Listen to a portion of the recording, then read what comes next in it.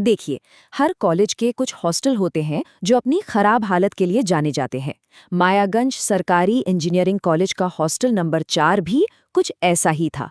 पुरानी दीवारें, सीलन की गंध। लेकिन इस हॉस्टल के एक लंबे से गलियारे के बिल्कुल आखिर में एक कमरा था, कमरा नंबर 309। और इस कमरे के साथ कुछ ऐसी कहानियां जुड़ी थीं जो किसी के भी रोंगटे खड़े कर सकती हैं। तो चलिए आज इसी कमरे के राज से पर्दा उठाते हैं। जब दो नए छात्र आर्यन और समीर वहां पहुंचे तो हॉस्टल के बूढ़े वार्डन ने उनके हाथ में एक भारी जंग लगी चाबी थमाई। चाबी पर लिखा था 309 और साथ में दी एक चेतावनी जो सुनने में तो मजाक लगी पर असल में कहीं ज्यादा भयानक थी। और ये तो बस एक शुरुआत थी। जैसे ही कमरा 309 का दरवाजा खुला, धूल का एक गुबार सा उड़ा। हर कोने में मकड़ी के जाले थे। लेकिन जो बात सबसे अजीब थी वो थी कमरे की एक दीवार पर पड़े गहरे लाल रंग के धब्बे, जो देखने में बिल्कुल सूखे हुए खून जैसे लग रहे थे। और उससे भी ज्यादा डरावनी थी वो अलमारी, जिस पर बाहर की तरफ से मोटी मोटी कीलें ठुकी हुई थी। आखिर क्यों बंद किया गया था उसे? पहली ही रात उस कमरे में आतंक ने दस्तक दे दी। रात के करीब 2 बजे आर्यन की नींद अचानक टूट गई। उसे ऐसा लगा जैसे कोई कोई उसके कान के बिल्कुल पास बहुत धीरे से फुसफुसाया हो। वो झटके से उठकर बैठ गया। कमरा एकदम शांत था। क्या ये बस उसका वहम था? तभी उसका ध्यान कमरे की छत पर गया। वहां से कुछ टपक रहा था, पर वो पानी नहीं था। वो एक गाढ़ा काला सा लिक्विड था जिसमें से सड़े हुए मांस जैसी भयानक बदबू आ रही थी। अब उनका डर हकीकत में बदलता जा रहा था। और फिर उसी रात का सबसे खौफनाक पल आया। वो अलमारी जिसे उन्होंने साफ साफ देखा था कि बाहर से कीलों से बंद किया गया है, उसका दरवाजा अपने आप धीरे धीरे चरमराने की आवाज के साथ खुलने लगा। और अंदर अंदर सिवाय घने अंधेरे के कुछ नहीं था। अगली सुबह तक डर के मारे दोनों के चेहरे पीले पड़ चुके थे। तभी राघव नाम का एक सीनियर उनके पास आया। उसने उनकी हालत देखकर ही अंदाजा लगा लिया कि इन्होंने रात 309 में गुजारी है। और तब उसने उन्हें उस कमरे से जुड़ी एक पुरानी कहानी बताने का फैसला किया।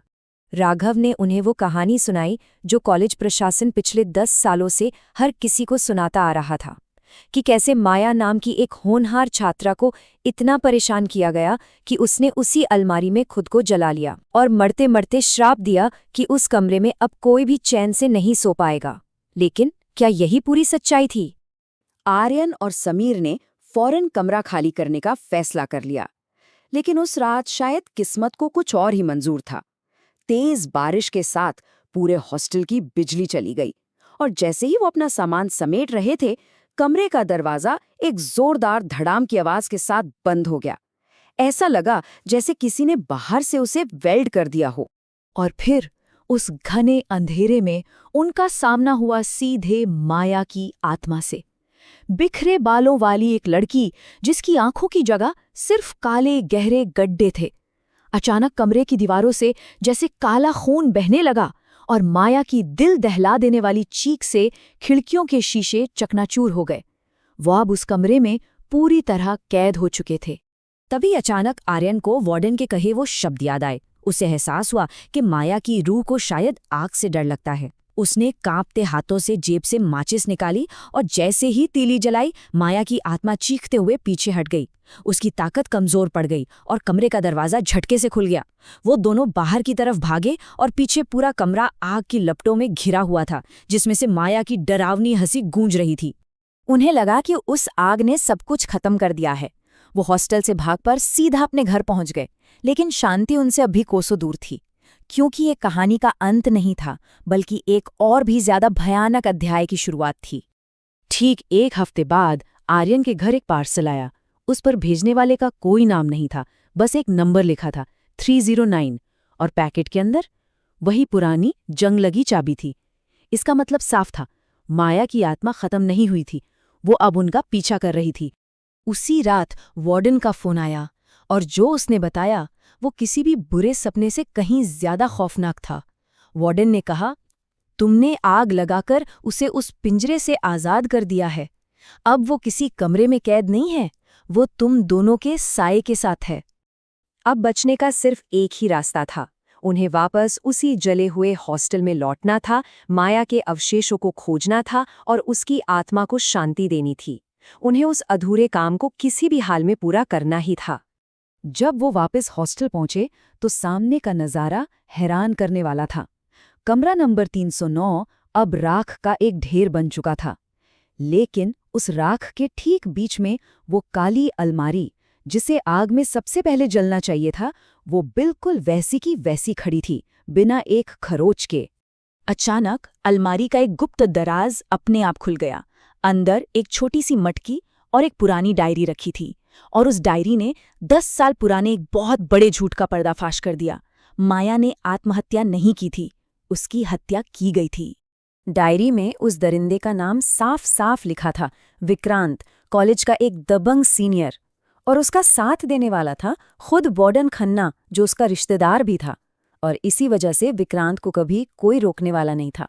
डायरी के पन्ने माया के बढ़ते डर और उसके अकेलेपन की गवाही दे रहे थे। उसने लिखा था, वो मुझे सोने नहीं देते, रात भर मेरे दरवाजे पर लाते मारते रहते हैं। मुझे डर लगता है कि कहीं वो अंदर ना आ जाएं। वार्डन, वो भी उन्हीं के साथ मिला हुआ है। और फिर आया डायरी का आखिरी, सबसे खौफनाक पन्ना। कॉलेज की फेयरवेल पार्टी की रात, जब संगीत के शोर में सब कुछ डूबा हुआ था, विक्रांत और उसके दोस्त माया के कमरे में घुस आए। उन्होंने उसे उसी अलमारी में बंद किया और वार्डन की मदद से बाहर से आग लगा दी। अब पूरी तस्वीर आईने की तरह साफ थी। आर्यन और समीर समझ गए कि माया की आत्मा बदला नहीं, बल्कि न्याय चाहती थी। अब उन्हें उस अंतिम अनुष्ठान को पूरा करना था, ताकि उसकी भटकती हुई आत्मा को हमेशा के लिए मुक्ति मिल सके। तो सबसे पहले उन्होंने उस मटकी को उठाया जिसमें माया की अस्थियां थीं, जिन्हें सबूत मिटाने के लिए वार्डन ने वहीं छुपा रखा था।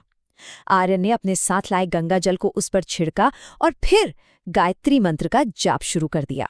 माया की आत्मा आखिरी बार उनके सामने आई, लेकिन इस बार उसका वो भयानक चेहरा धीरे धीरे एक मासूम लड़की के चेहरे में बदल रहा था।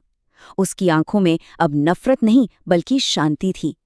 एक धीमी सी आवाज गूंजी, धन्यवाद, और एक तेज रोशनी के साथ वो रूह हमेशा हमेशा के लिए गायब हो गई। अगले दिन आर्यन ने वो डायरी पुलिस को सौंप दी। अब सवाल ये था कि वार्डन और उन पूर्व छात्रों में से कितने गुनहगार बच पाए। इसका जवाब है 0, एक भी नहीं। उस एक डायरी ने हर एक को उसके अंजाम तक पहुंचाया। माया को तो न्याय मिल गया, लेकिन ये कहानी हमें एक सवाल के साथ छोड़ जाती है। ऐसी कितनी ही और कहानियां हैं जो बंद दीवारों या पुरानी फाइलों में खामोशी से दफन है और बस एक सही चाबी का इंतजार कर रही हैं, ताकि उनका सच दुनिया के सामने आ सके।